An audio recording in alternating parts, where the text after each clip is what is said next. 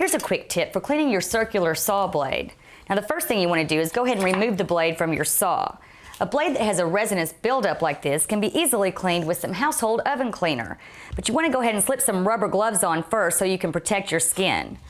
Now coat both sides of the blade really well with the cleaner. Then you want to wrap it in aluminum foil and get it nice and secure, and then set it to the side for about 2 hours. Now after that time, go ahead and unwrap your blade and then use some steel wool to scrub the blade. Then you want to rinse it with water and dry it thoroughly. Now finally, if you'll coat your blade with some machine oil and use a toothbrush to get up around the teeth so that you protect your fingers, you'll find that your blade will stay clean much longer.